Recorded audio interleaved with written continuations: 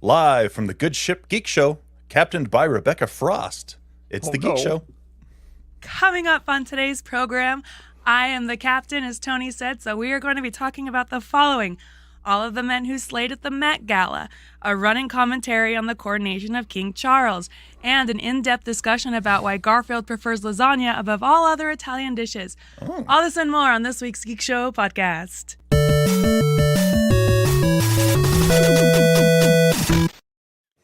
I'm here for the lasagna talk. That's what I'm here for. Yeah, you don't want to do an in-depth commentary about the coronation of King Charles? Parasites, every one of them. The monarchy. So far, you're doing great, Rebecca. Yes, great job. Thank you, everybody. Happy Free Comic Book Day, first of all, to all those who celebrate. And hello to what a lovely group of faces I have before me today. We have Too Tall Tony on the ones and twos. We've got Lee doing traffic and weather on the hour. And we have returning champion, Jay Washington. Thank Hello, you. Jay.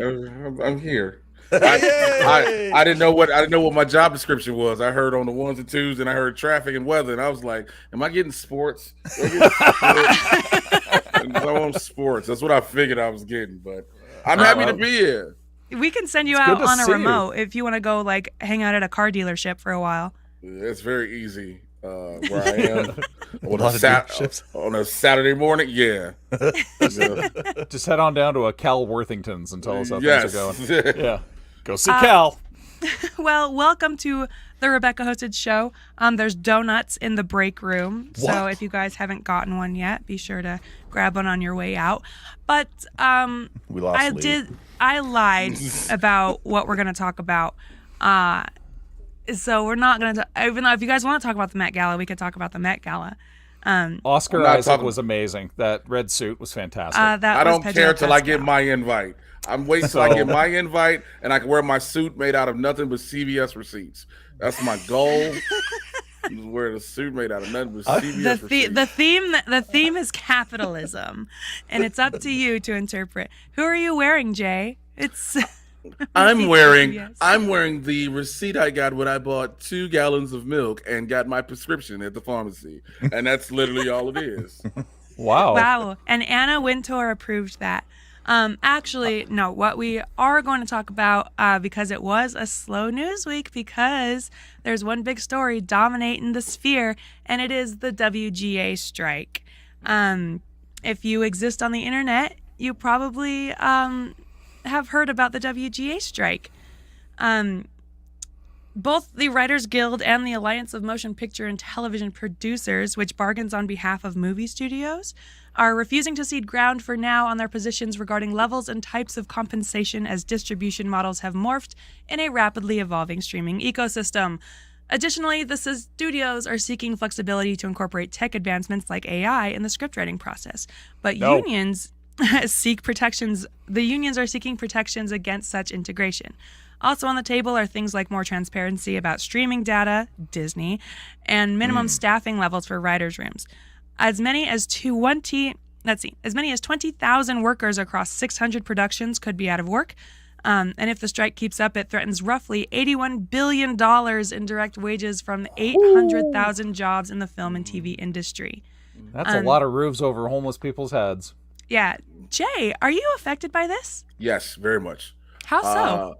So I am not in the guild. A bunch of my friends are writers in the guild. I am in SAG-AFTRA. I'm in the Actors Guild. Now, here's why. Because of the residual thing is number one of the biggest things. Financially, I don't think people understand. Writers don't make a lot unless you're in this upper echelon, top tier of Hollywood writers. And that doesn't just mean people who live in Hollywood. They may be in New York as well. But you have to be in this very, very, very top tier. Writers don't make money. So writers might work 13 weeks on a show, and that's just before the show was even start filming. And then they might do a couple other weeks, and then that's it until they potentially get another job. So they're trying to get money to hold over. And when it comes to residuals, so a lot of these companies back in the day when streaming first started used the whole streaming is a new thing, which it was. We don't know. But COVID changed everything. Yep. And now they act like, oh, well, we still don't know. No, you know. And it affects me because a lot of projects have shut down. So a lot of shoots have shut down now. You got every major union in the country behind the writers because it is this whole thing of the top 1% making this dumb amount of money when you got these CEOs making 40, 50, 60 million at minimum a year and saying they don't want to give up 2% total. Well, don't the CEOs do all the hard work and heavy lifting anyway? Absolutely the hell not. Absolutely the hell not. And then when you get the AI thing, it's just an insult and disrespectful because it's saying we can have AI write the script for whether it be a TV show or movie and then hire a writer to punch it up because they know the AI won't get it perfect. So when it comes to us, again, it's the writers are on strike now. The Directors Guild is about to go to the table, I think, next week. And then we as the actors go to this table June 1st. So it behooves the AMPTP to get this done because at this rate, it is going to shut everything down that is major productions, which means you're going to get a bunch of non-scripted reality TV, game shows, all that. You're going to get a bunch of this. The longer this goes, because the thing is they have content to last them till at least their fall season because they've done a lot of filming and stuff to their fall season. But if the actors go on strike, we can't work. So, because here's another rule, and I'll be done with this. The rule is if they've written scripts already, so if the writers have written a whole season of a show or a movie's been written, it can be filmed. It can be filmed. It can be done. So, because again, SAG isn't technically on strike. We're standing with the writers. We can still be, cast and have to go to work and stuff like that. But if it goes to the point come June, the end of June, everything is done. It's a domino effect. Do you anticipate the Directors Guild and the Actors Guild to also go on strike? Is that kind of anticipated? The longer this goes, yeah. Okay. Because the writers are the first step. Now, from a geek perspective, we saw this back in the mid-'80s when Star Trek The Next Generation started, and the only reason why the show wasn't completely shut down is because they had taken scripts from another failed Star Trek pilot that had already been written like in the 70s, and just they were able to say, okay, well, we're going to swap these names out. Other than that, it's the same damn script. So you had a show in the mid-'80s shooting content written in the 70s, and boy, can you feel it in that first season. Oh, interesting. Well, we saw it in the early 2000s too with the writers' strike. That's what killed 2007, baby. Yeah, that's what killed Heroes. Yeah, Heroes killed first season. Killed Pushing Amazing. Daisies. Killed Pushing Daisies. It wounded Lost. I was gonna say that one season of Lost was kind of weird. I mean, it's a knock-on effect for sure. This is how you got the Celebrity Apprentice. This is how we got the Celebrity Apprentice, which led to the popularity of Trump. Because you would not have gotten it because they were going to cancel this show. They were going to cancel it, and then the strike happened. They were like, "Well, we need something to fill it." So close. Yep. So, like Jay had mentioned, a bunch of shows are currently affected. So, currently, all the late night shows they're not on right now. No new SNL, which had Jennifer Coolidge set to host for the first time, as well as Pete Davidson. A bunch of Marvel stuff is affected. So, Blade is on hold again. Captain America: New World Order is currently filming in Atlanta. Agatha: Coven of Chaos is also currently shooting in Atlanta. Wonder Man is filming in Los Angeles. Deadpool 3 is expected to go in front of cameras later this month in London, and Thunderbolts is supposed to start filming in June. But as of now, Thunderbolts is still on track. However, on Amazon, House of the Dragon and The Rings of Power are going to complete filming without any writers on set. Oh, great!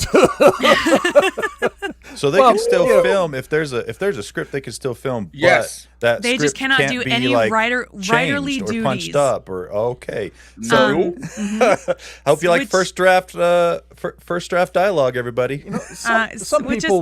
Some people would say that House of the Dragon really didn't have writers to begin with. The WGA has requested that showrunners not go to set, as they and producers both have a lot to add to the creative process during filming. Studios like Disney and Warner Brothers Discovery sent out a letter to showrunners employed by the various studios, reminding the striking writer-producers that they are still expected to perform their contractually obligated non-writing services. So, stuff's gonna get weird. Oh, you know what's another funny thing? I love this. Is one thing funny too for me. So James Gunn can't write Superman. Oh man, Nope. that's true.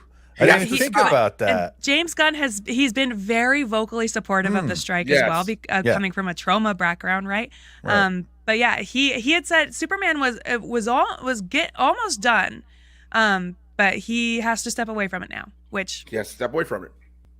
Yeah. This is a good time for me to get my Mandalorian script polished up, though. It's a great time to take your fanfic and turn it into spec scripts. They're looking for shows. They're looking for shows. And that's here's the thing with that too. So there are a lot of people, especially out here, were like, well, if the writers on strike and they're gonna need content, this is a chance to do that. But the thing is, you don't want to be a scab per se, and you don't want to, because the thing is, you do not want to pitch a show. And then they say, yeah, we'll take it. We want you to be a writer on it. Because now you think, I got a job. Problem is, you will never be allowed in the guild. Yep. No, I just have to tell them, the whole thing with Mandalorian is it's an ad-libbed puppet show. There's no writers. And it'll be very apparent from the beginning, from the first thing. First thing is going to be like, all right, Mandalorian, episode 1. I think Netflix will greenlight it. Yeah. But however, wouldn't there also not be allowed any improvisation or ad-libbing, because that's technically part of the writing process? Yeah, but not if there's no thought going into it. Yes and no. That's the true thing, because I've seen. Did they write down? Yeah.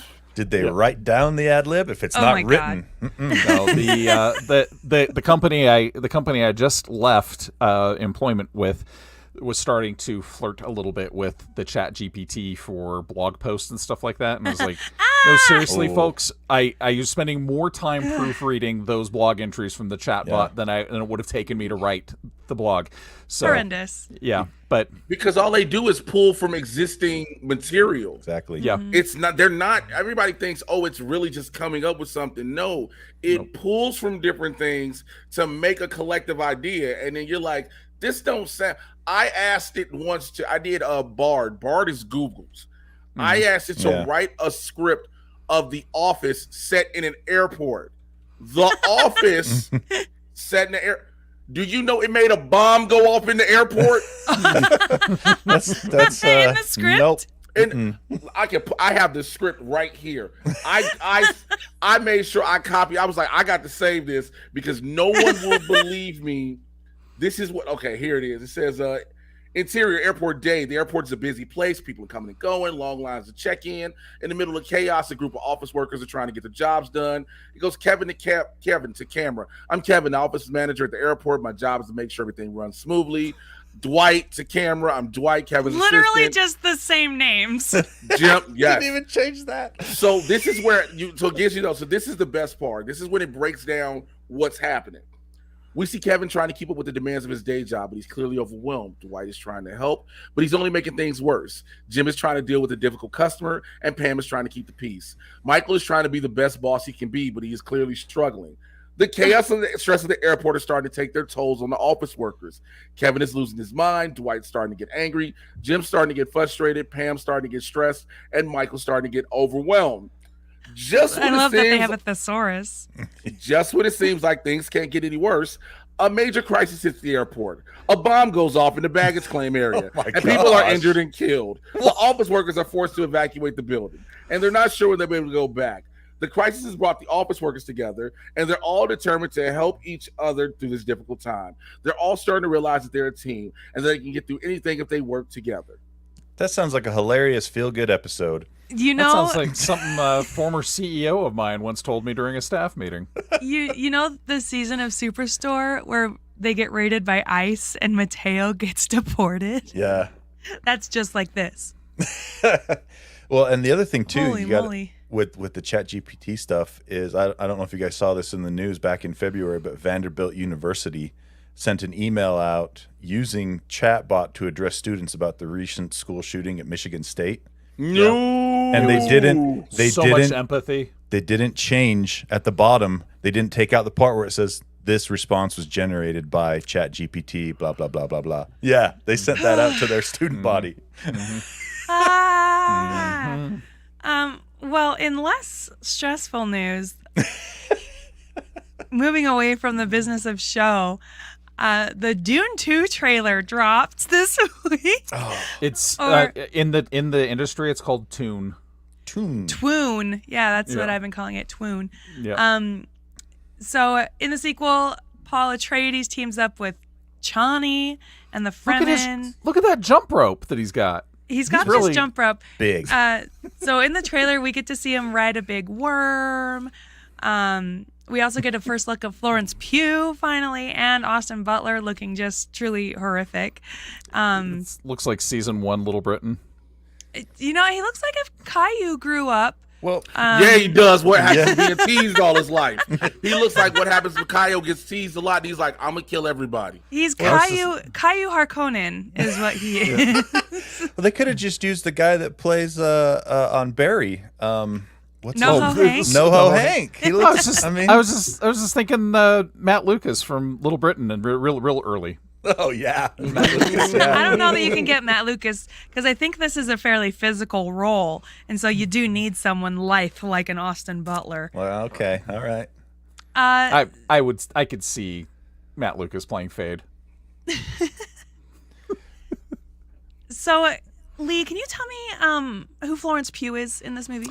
I believe she's the Shadat She's Empress. She's the daughter Princess of the Emperor. Cerulean. Oh. Princess Yeah, Cerulean. So she is going to be the power piece that ends up having to marry Paul to bring everything together. Even though he wants to be with Chani, he's going to probably in the book he has to marry the princess because after he replaces the Shadat Emperor, he has to marry her to keep the houses of the Landsrack together, or they'll all go into rebellion against him. So.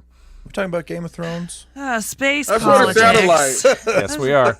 You know what? Space Unfortunately, politics. I never I know when the first Dune came out, everybody was like, "Oh my God, we're getting another Dune movie." I was like, "What the hell are y'all talking about?" And then it was like, "It's this giant, this is monsters, and all this the spice." I was like, "Spice Adams, that's a friend of mine," and they was like, "No."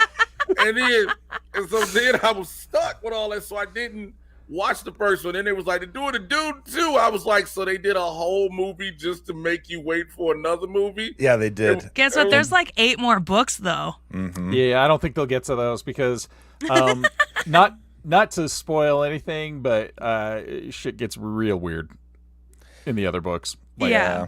one dude turns into a sandworm. So, Jay, it's- did you watch the first one yet? No, because again, there's look. Okay, I would rather have my movies like if it's an unexpected. My thing is if it's an unexpected sequel, like oh damn, they left the door open. It's not that. Oh, They it's left still the a door there's still a whole bunch more to come through. Okay, never. Well, I would say watch Paul it. Atreides I- will I- return. I recommend it. I think it's really good, and I didn't like the book. I didn't like the book, but I thought the movie, the Denis Villeneuve movie, Oh yeah. was awesome. Here's the thing. I like space politics in Star Wars. I do not like space politics in Dune. Like So this, really, this you just cover, gotta pick your poison. this cover. God Emperor of Dune. Yeah. Like look at that. That's a dude. That's dude turned into a sandworm. So Clearly.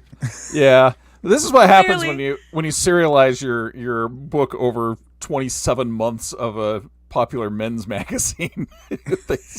That's the whole thing. Also, Frank Herbert didn't just write these books and release them. They were put out in like Playboy, Penthouse, whatever. So it was like people were like, "Oh, let me look at my fat material. Oh, space politics." Interesting.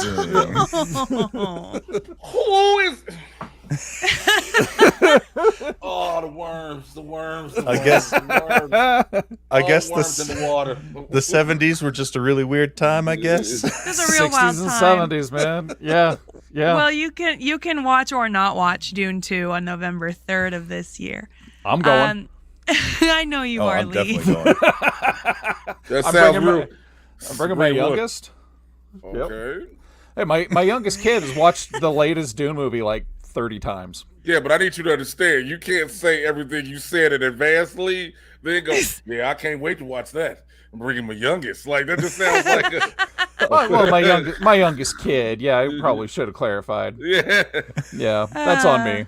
I'm sorry, Yeah. everybody. I let you all down. No, you're good. Hey, everybody. Don't forget, this upcoming Saturday, May 13th, we're having our 15th anniversary Saturday matinee movie. Yeah. Fantastico. We're celebrating 15 years of the MCU, and we're celebrating 15 years of the Geek Show podcast, and we're going to have some exclusives. Woohoo! Some what? Exclusives. No, I know what it was supposed to be. I just have never heard it broken down like that. Yeah, we're going to have some exclusives, including a poster designed by one and only Lee George Cade, and it looks fantastic. I didn't use bots. Way to go, Lee. He made it himself. Yep. So, and then I remember thinking to myself, yeah, I could have done this in Midjourney in 3 minutes instead of the 15 hours it took. Ah, dang it. Yep. Well, I appreciate all the work that you put in. We are going to be watching the first MCU movie, Iron Man, and Doors. Which still holds up. Oh, yeah. Which still holds up. What are the times for this thing? Doors at 11? 11:30. Yeah. No, Doors at 11:30. Doors at 11:30. We're doing our podcast at noon, and then the movie after that. Yep. That's the timeline. May 13th, we hope to see you there. All right, now... Andrew Kehoe just pointed out the Onion said Dune 2 picks up right where you fall asleep in the first one. Oh, boo, Andrew, boo. Here's the thing about the first Dune is we get a fully naked Oscar Isaac, but you don't get to see anything. It's very artfully placed or whatever. All right, so in some casting that's news. That's the statement? That was where it ends? That's my statement. Okay. Yeah, I thought there was going to be more to that. No. Here's the thing about Dune. Yeah, you don't... What else do you need? Okay, well, fair enough. Anyway, in some casting news, our friend Carl Urban, who we know from The Boys, he will play Johnny Cage in Mortal Kombat 2, the sequel to the 2021 movie. Jay's making his feelings known down right there with the thumbs down. I'm gonna read a thing, and you guys have to tell me if this is true because I didn't believe it when I read it in Entertainment Weekly. Johnny is a B-list celebrity in the world of Mortal Kombat with a string of direct-to-VHS martial arts action movies. His finishing moves in the games often involve a camera crew, and some of his cutscenes feature him interacting with his own action figure. Is this a true? Mm-hmm. I stopped playing Mortal Kombat after 3, so I don't know.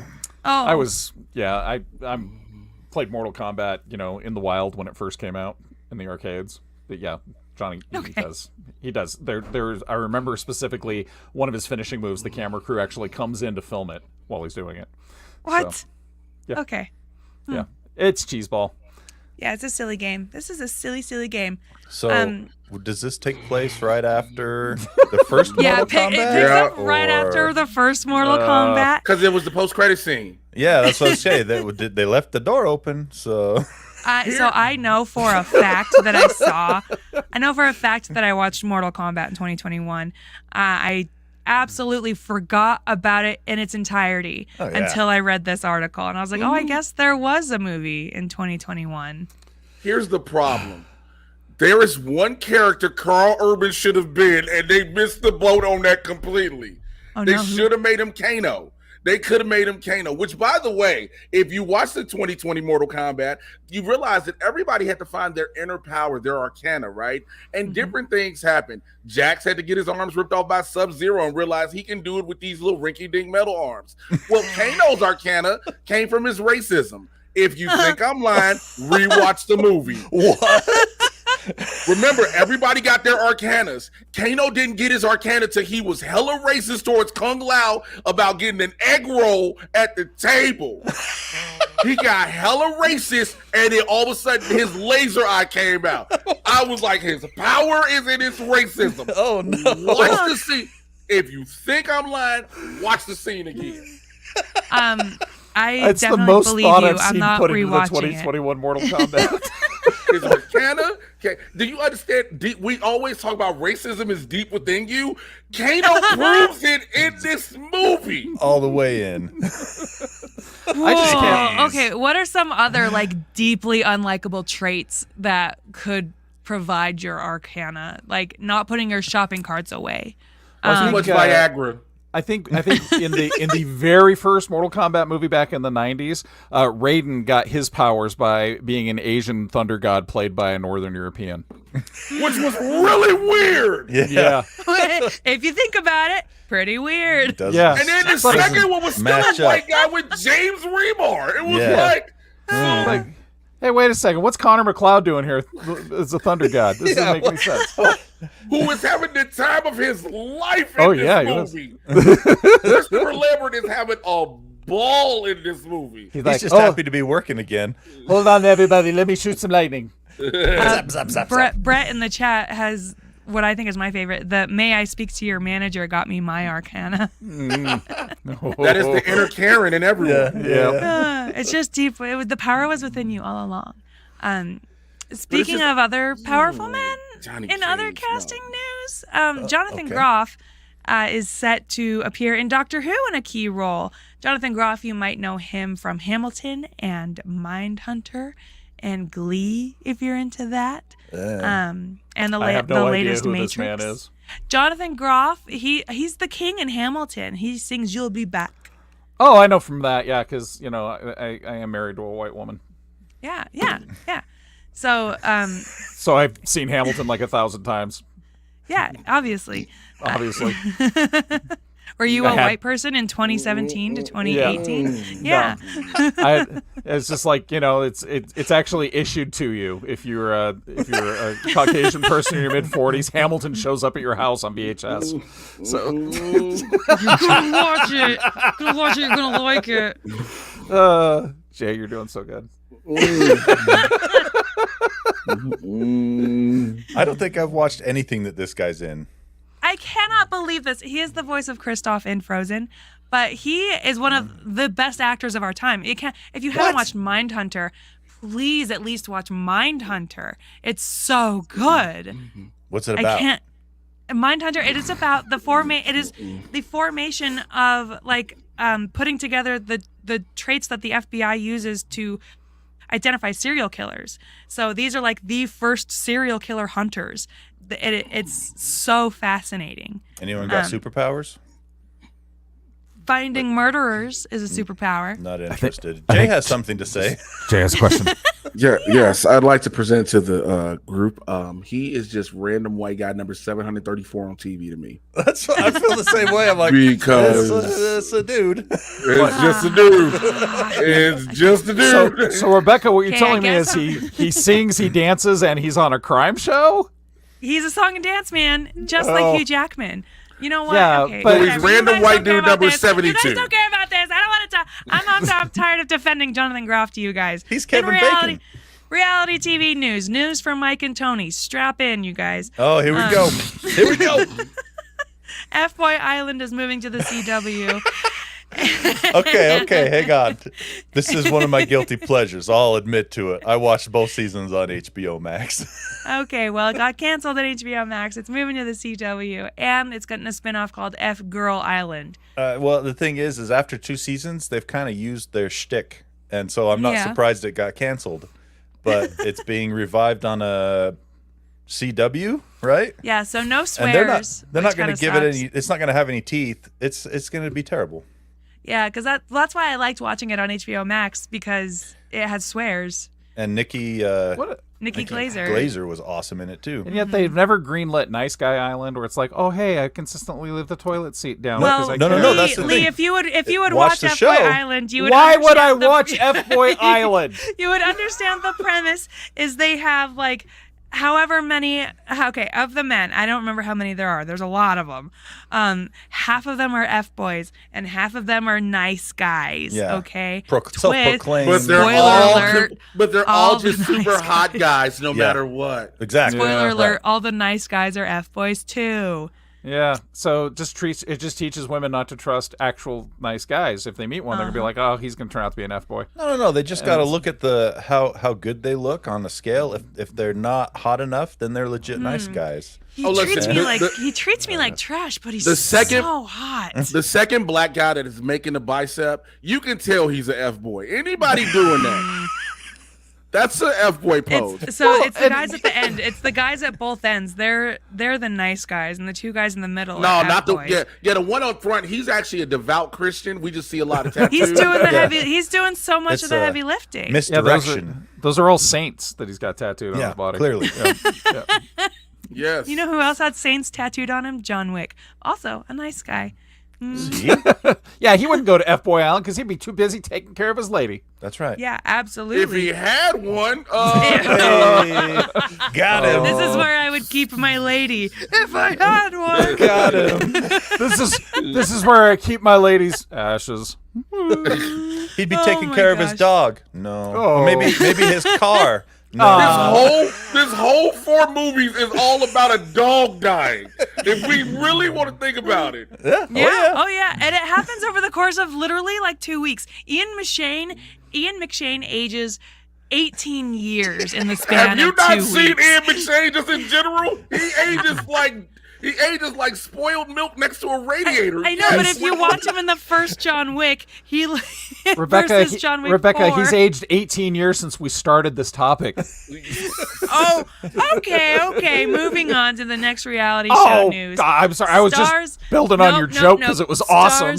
Stars on Mars. It's an upcoming reality show with William Shatner as the host. What? It will give 12 celebrities various assignments in order to colonize Mars. And each week they'll vote to send one back to Earth, leaving only one celebrity as the brightest star in the sky. Oh, celebrity star. I get it. Yeah. Some of the celebrities include Lance Armstrong, Natasha Leggero, Marshawn Lynch, Christopher Mintz-Plasse, and Ronda Rousey, and those are the Wait. only ones I care about They mentioning. got McLovin up there? They sent McLovin to Mars? Here's the thing about Christopher Mintz-Plasse is in this article specifically, it did list how you should know everybody. Like, you know, bike winner Lance Armstrong, comedian. Bike winner. Bike. I won bikes.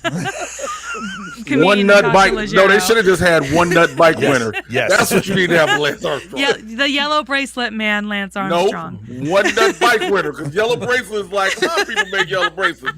One nut bike winner.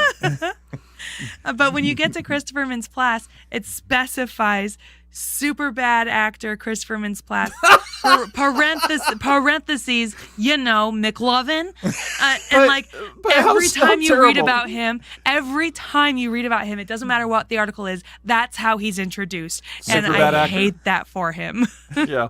Hi, I'm Ronda super bad Rousey actor. is on that show. And Ronda I hate Rousey is? And I hate everything about it just because Ronda Rousey is one of the cast members. What is she doing on there? Oh. Nothing. Ronda Rousey is one of the worst humans on God's green earth. I'm sorry. Yeah. They also have Tallulah Willis, the daughter of Bruce and Demi Moore. Who in the hell cares about Tallulah Willis? I was why just is she tossing it a out there. star? She's an actress, okay. Ariel Winter from Modern Family. Okay, well, she was on a successful show that ran like 8 seasons, so I could see that. Yeah, okay. Whatever. Moving on. Before we get to talking about what we consumed this week, let's talk about a little bit of May the 4th news, because May the 4th was last week. And Carrie Fisher received a star on the Hollywood Walk of Fame. Nice. Dirtiest street in the world. Her star is just a few feet away from Mark Hamill's, and it is across the street from Debbie Reynolds' star. Jay, you Billy reacted, Lord spoke. you reacted quite largely to Lee's statement. Because Hollywood Boulevard is disgusting. People do not. I have so many friends back home in Chicago be like, yo, I want to come to LA and see Hollywood Boulevard. I was like, you do not. No, you do not. I tell them all the time, just go to Michigan Avenue, picture more lights and more homeless people and more piss. Yeah. That is literally what Hollywood Boulevard is. Also, this is something they don't tell you about them stars. You gotta buy them. Yeah, That's you the pay thing for is they 'em. I cost knew like that. what, $6,000 or something? No, 15,000. Oh, okay. But like you still have to pay for them. There's probably Yeah. a yearly upkeep fee too, I bet. And plus, you know, people poop on them. But yeah, so there's like that. you guys all see Cocaine Bear. Well, you go to Hollywood Avenue, you can see Cocaine Elmo. He's just there. And Got him. Cocaine got Elmo, him. cocaine Spider-Man, cocaine Yeah. Darth Vader, cocaine Catwoman. now the saddest thing is there's like an amazing old-time movie theater that Disney restored there, the El Capitan. It's like this fantastic movie theater. Pipe organ player comes up out of the stage. It's just like this whole classic movie experience. But man, you feel like you just went through the Raid Redemption just to get there. Just like fighting your way through the people just to get to the theater. Hollywood Boulevard is, and I say this as a native Los Angelian, Hollywood Boulevard is definitely on my list of, no, I actually like these people. I'm not taking you there. But the picture looks so clean. It looks so nice. Yeah, Hollywood Boulevard is what you make people think that they're going to see celebrities at. It's where you tell people, oh, yeah, you'll see celebrities. No, you won't. No, you won't. Why is a celebrity going to Hollywood Boulevard? Yeah, you'll see a celebrity impersonator. Yes, you will. Yep. You want to know where you'll see a celebrity at if you really want to see a celebrity in Los Angeles? It's called Gelson's, Ralph's. If you go to the grocery store, that's where you have a better chance of. I know, Tony, they're regular people. I too shop at the grocery store. They're just like us, Tony. There's a pizza place in Burbank that's actually owned by the brother of a major Hollywood celebrity. So you go in there and you'll see two types of people: former actors from the 80s and mobsters. Well, you talking about what used to be? You talking about what used to be Taste Chicago? It's gone. Oh no! Yeah, I know. He's talking about Joe. I'm gonna tell you exactly what he's talking about. He's talking about Joe Montana's restaurant. Because Joe Montana's a Chicago dude, and so Leno would always be there. And they had that was the only place of home you could go to that had real Chicago pizza and stuff like that. And now it's gone. Well, you know who you won't see in California anymore? Scott Baio. He announced that he's leaving California. He announced it. Yeah, the left is destroying it. It's a PG-13 show. It's a PG-13 show. You're doing so good, Jay. I'm proud of you. It's a PG-13 show. The left is destroying LA. It's a PG-13 show. Yeah, so Scott Baio is he's done. Oh, he's washing his hands of California. And who in the character Scott Baio is There's at least 7 people, probably, maybe. Happy Days. No one gives a shit if Chachi is leaving. But take Kevin Sorbo with you. Do you know Scott Baio announcing that he's leaving California is like announcing that you're leaving Facebook? But who's going to be in charge if Scott Baio's not there? Charles. I'm so sad now to hear that the leader of the resistance movement in Hollywood is leaving. Is he taking his anti-woke right-wing militia with him? Who's gonna protect the government? And I'm sorry, who's gonna bring your acai bowl every morning? Who's Mr. gonna protect Baio? freedom if they all go? Baio is leaving. No. Let me tell you something. If somebody sends this to Chachi, I just want you to know, please let Scott Baio know Jay Washington will help you pack, okay? I'll go buy the boxes for you. It's a PG-13 show. It is a PG-13 show. All right. Well, let's move on to what you guys consumed this week. Who would like to go first? Well, I had some hard-boiled eggs for breakfast. Cool. Okay. Cool. Oh. I consume much too much Korean barbecue. Okay. For the first time ever. I've never had it before the first time. But Korean barbecue's good. It's the first time having it ever. Korean barbecue is one of the like if I were ever to become a religious person, it would be because of Korean barbecue. It's fantastic. Gave you that experience? Yeah. No, it's. Let's see. I started a show called Jury Duty. Oh my God! Amazon. Yes, can we talk about it? I love it. I've only seen the first episode, but the best thing that they could have done was just bring in James Marsden as himself. Yeah, it's fantastic. I'm really enjoying that show. Really funny, and then on the less funny side, I caught up on Succession. Oh baby, that show is just anxiety in audio-visual form. Tony, you want to play Bitey? Could you believe that? What in the world? It's literally you each hold out your forearm and you bite the other person. And you bite each other, and whoever gives up first loses. And it was done between the husband and wife. Siri, shut up. I was like, if that's between the siblings, I don't understand this reference because I'm an only child. It's Shiv and Tom. Anyway, yeah, Succession, just loving it. And then Ba-da-ba-ba-ba. I'm catching up on the final season 4 of Young Justice. If you guys haven't watched Young Justice, oh man, check that out. DC animation has always been amazing. Mm-hmm. Their animation, chef's kiss. And I'm on the second half of that season, and they do some like 4-episode story arcs that are just so good. Just really, really good stuff. Yeah. And then last but not least, I went and saw the Mario movie last night. Oh, did you like it? I thought it was a lot of fun, you know? Peaches, peaches, peaches, peaches, peaches, peaches, peaches, peaches. I have absolutely nothing bad to say about that movie. I just really enjoyed it. It was a good time. It had some really funny laugh out loud moments, a lot of good chuckles along the way. The presentation was fantastic. Yeah, I could see why it's $1 billion movie now. Yeah, like literally, it's literally just a good kids movie. Mm-hmm. Gosh, there's just nothing wrong with that. And there's nothing wrong with that. No, we need that in the world. Yeah, So, get us some quality, Yep. all Agreed. ages content. Nothing wrong with Wholeheartedly. that. I'm done.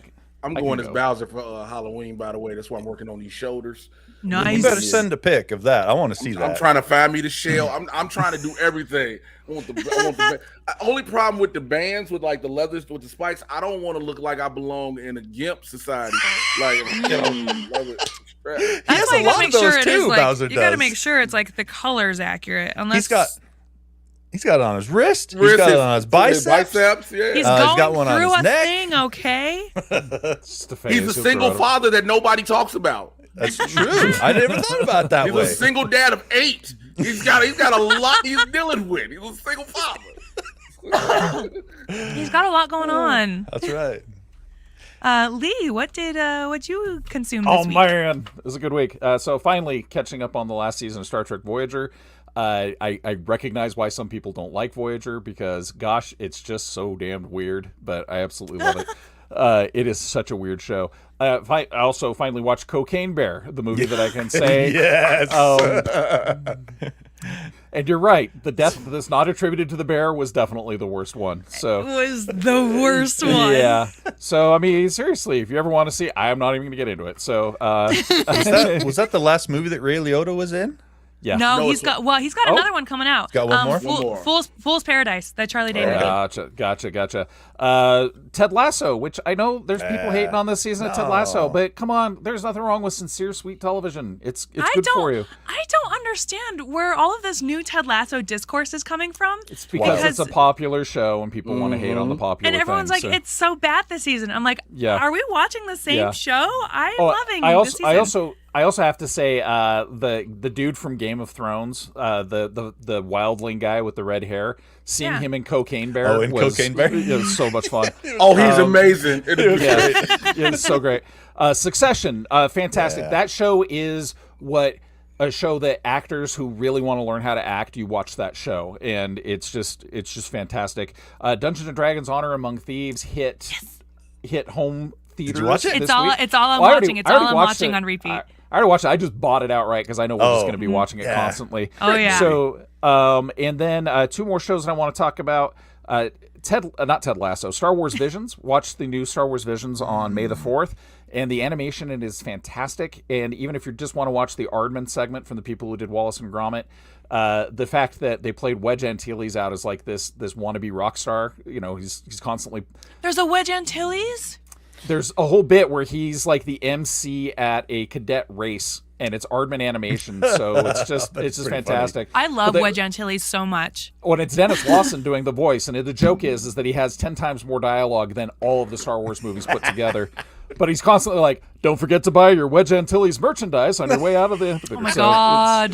so Wait, great. Lee, answer this for me. Do I get any Porkins action in this series? You do season? get some Gamorreans, but not Porkins. That's so that's porkish. Okay. That's not pork. Pork adjacent. That's pork adjacent. Damon Lindelof has a new show out called Mrs. Davis, and I thought, well, I kind of want to see it. I don't know, and then I remembered that he did the Watchmen show on the HBOs, and I which thought, is okay, so good. So Mrs. Davis is Peri Gilpin, but she's not Mrs. Davis. She's actually a nun who, how do I explain it? She's not even the titular Mrs. Davis? Now, Mrs. Davis is something else altogether. Oh. But she is a nun who rides a white horse in the outskirts of Reno, busting up petty magician crime rings that are like these petty street magicians that are like banding together to grift people. I'm in. I love it. Yes, I need you to say that one more time. So literally the opening scene is her busting a crime ring of petty street magicians that are grifting people out in the suburbs of Reno. So it's fantastic. She gets her messages, her jobs from someone. We don't know who. She's part of a convent that makes jam. And she's decided it's going to make jam. She's decided she's going to make it her life mission to destroy the AI that is secretly running the world. I'm watching this. I'm watching it. How much cocaine was imbibed making this idea? A whole bear's worth.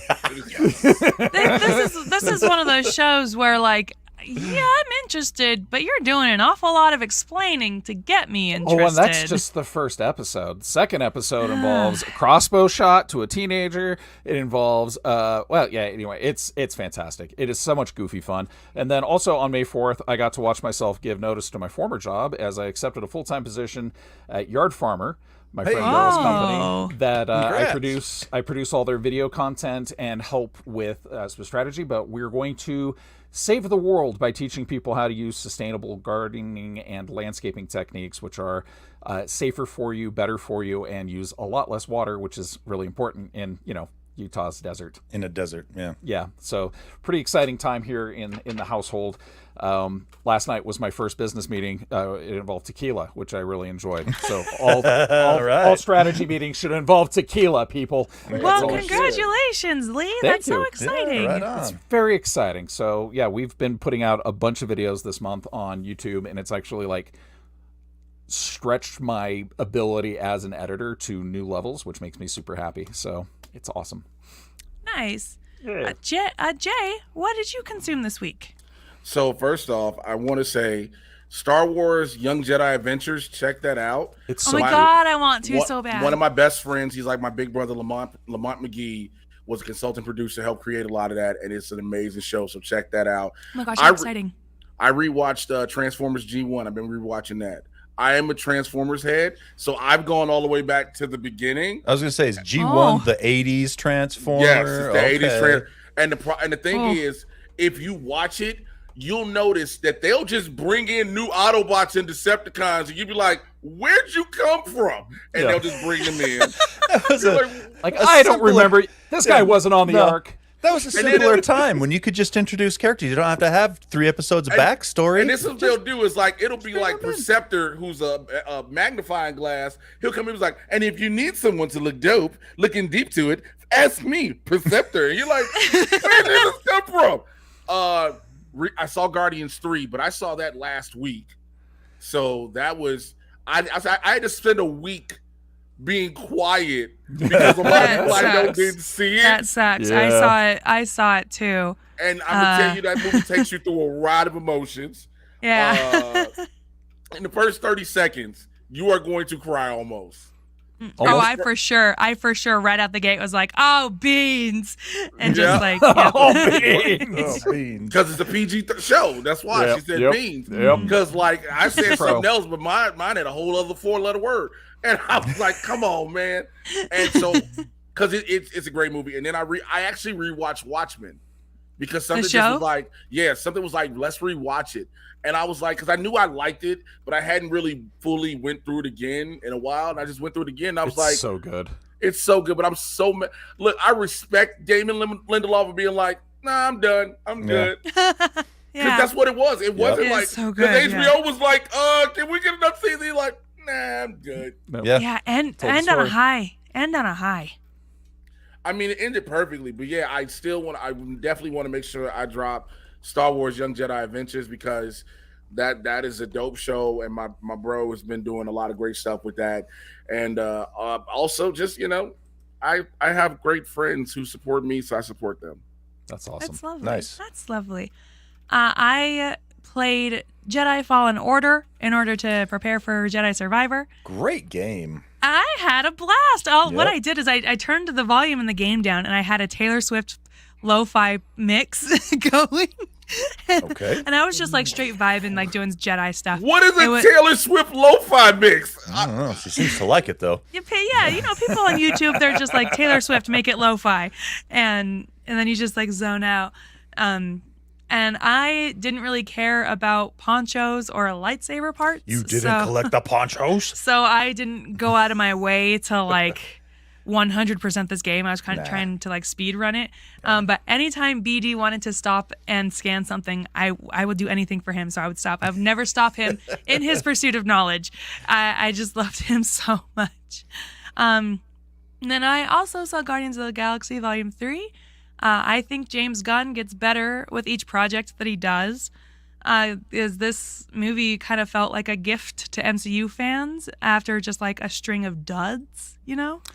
They've been a little hard. I wouldn't say duds, but I would say meh. A string of meh. It's 10 years ago, I would have been screaming and frothing at the mouth at all of them, but they set such an amazing table that sometimes you want that really good mac and cheese casserole, but you're used to something a little more gourmet. So, but I'm not going to complain too much because it's all been good. It's all good. It's all. Listen, have I seen every single one of them? Yes. Will I continue to see every single one of them? Yes. Right. I'm just saying, James Gunn in particular makes a good product, and so there's definitely like an emotional weight to this movie. Not just because like we're ending a trilogy, but we're leaving the Infinity Phase like in its entirety practically. And it's always hard to close a chapter. But also knowing everything that happened behind the scenes. Like James Gunn was fired and then rehired. This movie was supposed to be the first one to come out after Endgame. And was also it just like really? Mm-hmm. It was supposed to be the first one after Endgame. Wow. But also knowing just like how close the cast is, like it's really like it's a very emotional farewell. I'm really glad that I had a content warning because this is balls to the wall animal cruelty in this movie. It is a rocket movie. So they definitely lean into that like animal experimentation. So I really liked this movie, but I don't know that I can watch it again. And probably not something to bring little kids to. That's the one thing about it. You cannot bring kids to this because they are going to lose it. It is a hard PG-13. Yeah. And you know what sucks is I know this from being 17 and seeing half of my first showing of RoboCop. full of kids because the parents were like, "Oh, it's got a robot cop. Let's take the kids." That movie's horrendous. They are gonna take their kids to see Guardians 3, and you're going to be paying for this in about 20 years with those therapy bills. But he tells everybody it's Rocket's story, and Rocket tells you in the previous ones, like they experimented on me. It is not. None of it is a surprise, right? Yeah. Like it is to be expected. But wow, there were some scenes that hit me especially hard, and it like I said, I really liked this movie. I gave it a 4.5 out of 5. I don't know that I can watch it again. I'll say this one thing, and it's not a spoiler. It's when Rocket says his very first word. Rocket's very first word he says is hurt.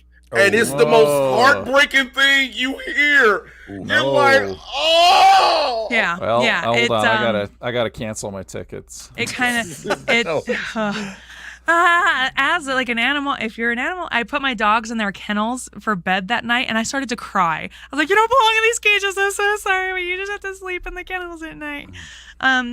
Anyway, don't forget one last time this Saturday, May 13th at Broovies, 15th year anniversary. We're gonna be watching Iron Man. Doors at what time? 11:30. 11:30. Doors at 11:30. Shows at noon. Movies at 1. And Jay Washington, I'm gonna get to it. You can close it out. I guess whatever. Jay, I don't close it I out. actually, whatever. I actually have to use the game too. Jay, what did you guys plug for me, baby? As always, I tell people follow me on Instagram and TikTok at Mr. J Washington, MRJAY. You should know how to spell Washington. Check out the Mad Titan podcast where I get you caught up on all the things happening in the Marvel and DC live action cinematic universes. It's barbershop talk for nerds. Yes, Tony, people do not know how to spell Washington at times. I swear it's the truth. Seriously? Yes, that's why I have to say it that way. Oh man. And check out and check out the BBC Club podcast. That's the Black Boy Content Club podcast. Yes, I named it. Yep, I named it the BBC Club podcast on purpose. Everybody was like, "Wait, what?" Yeah, like, what's it called? You heard me? It's the I said the BBC Club, the Black Boy Content Club podcast. Myself, Chris Burns, Moses Prim. We talk about some of everything in pop culture news and all that and more. And if you want to just be nice, you can go check out the first and only season we got of American Gigolo, man. I'm a part of that show, so check that out on Showtime, Paramount Plus, wherever. Are you the Gigolo? No, I am not. I play Luther. I am Luther who gives Julian, played by John Barenthal, a job and a second chance at a regular life. Nice. So yeah, I love John Barenthal. So John is such a good dude.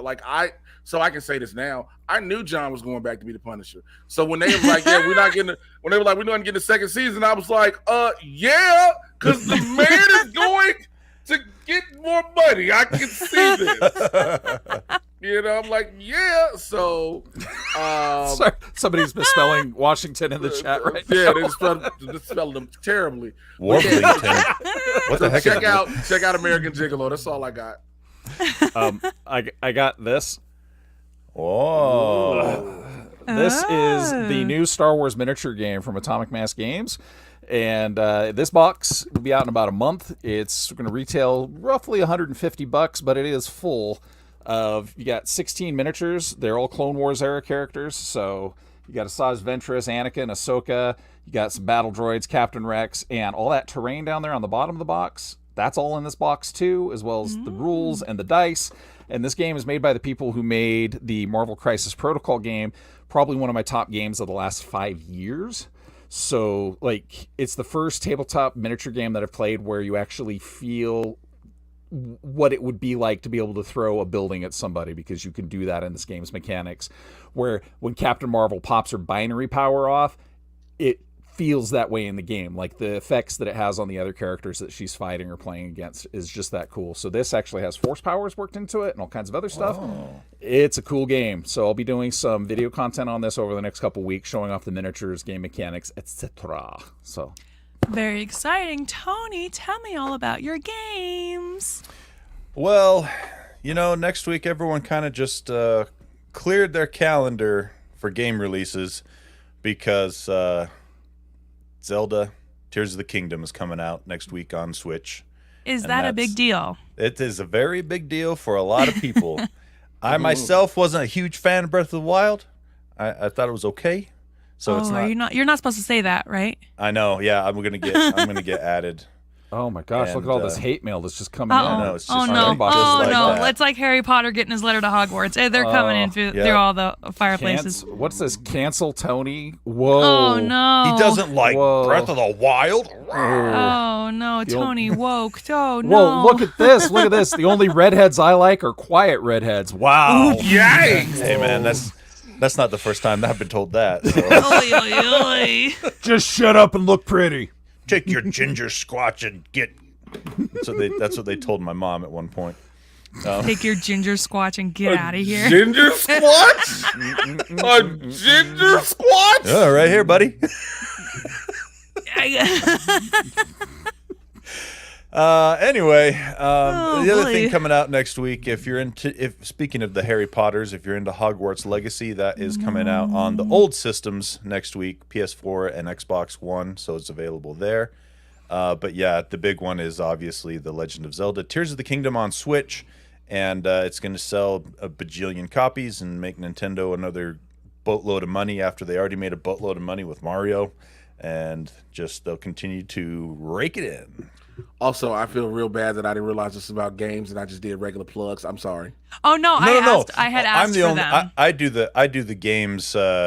What's coming out each week? Oh, okay, okay. Yeah. No, you're good. No, you're good. You did exactly what she asked for. I purposefully caused chaos on this podcast for just like a second. Okay. Jay's over there like, I was supposed to talk about games, and I just plugged my stuff. No, that's perfect. I'm doing it all backwards. No, you did amazing work here. Yeah, thanks for coming on the show. You brought the real thing. It's yes, so great thank to you. see you.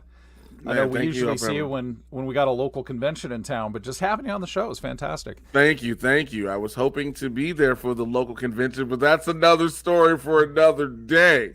Yeah. Well, thank you guys so much for joining us today. Don't forget, Saturday, May 13th at Broovies. Okay, thanks. Love you. Bye. Bye.